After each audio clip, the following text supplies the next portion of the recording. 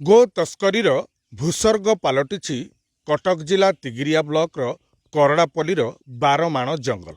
ये जो चित्र देखुं मो पछपटे आज्ञा ये हूँ से छाती थरा दृश्य।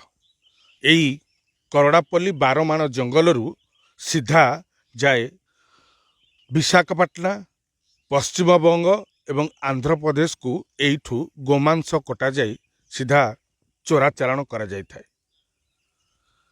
24 वर्षर स्थिर सरकार रे गो माफिया मानंकु सुरक्षा दौथला सरकार। ये जो चित्र देखुंत ये हूँ गोमातांकर हाड़ आउ कंकाळर पहाड़। ये जो चित्र देखिले छाती थरी उठुची जड़े सनातनीर। ये जो चित्र देखुं ये हूँ 12 जंगल। ये जो 12 जंगल रही 12 जंगल रो जो रही घन जंगल भितर रे किभली भाबरे गो तस्करी करा जाए ये तार हूँ ज्वलंत उदाहरण। ये चित्र देखी आपण बुझीपारुथिबे जे एठी को भली भाबरे गो तस्करी करा जाए। आउ एई 12 जंगल गो तस्करीर भूस्वर्ग पलटिछि। अत्याधुनिक सरंजाम रखी एहिठारे गोमातांकु हत्या करा जाई गो मांस चोराचालाण करा जाई थाए राज्यर विभिन्न स्थान को एवं राज्य बाहर विभिन्न स्थान को एठारू गोमांस चोराचालाण करा जाई थाए। जो चित्र गुड़िक देखुंत जो चित्र देखुंत आपण ये चित्र गुड़िक छाती थरई देला भली ये दृश्य। केवल पड़ी एठी गोमातांकर हाड़ कंकाळ मुंड चमड़ा एवं एभली परिवेश करा जाइछि एठी जे केजीएफ फिल्म स्टाइल रो चित्र देखुंत। जो भली भाव में केजीएफ फिल्म जदि आपण देखिथिबे से जो फिल्म देखिछंत ये फिल्म रो ये दृश्य होची सेही भली भावर दृश्य।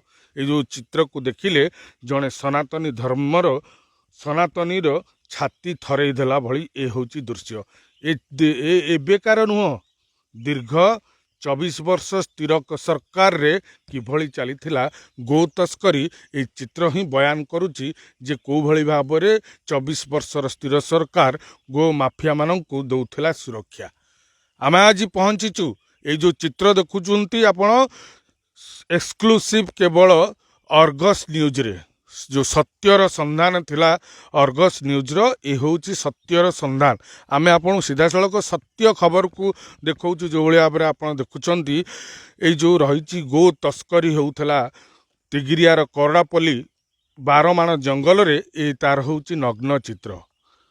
गत 2 मास तले कटक जिला एसपी जेतेबेले आसीथिले प्रतिज्ञा सिंह चढ़ऊ करी आंशिक भावरे गो चालाण को रोक लगाइथिले किंतु गो माफिया जो माने गो तस्करीर सरदार से निकट में पहुँची पार नथिले किंतु गो मांस चोराचालाण को आंशिक भाव में रोक लगाई। तो ये जो चित्र देखुं चित्र देखा पर एठी आमे अनुमान करुचु एठी एक गोमांस चोराचालाण पैकेजिंग यूनिट मध्य थिला जोठी गोमाता को कटा जाउथला एवं कटा जिबा परे एइठारु ही बरफ जोगे कंटेनर माध्यम रे राज्य बाहर को चोराचालाण होउथला।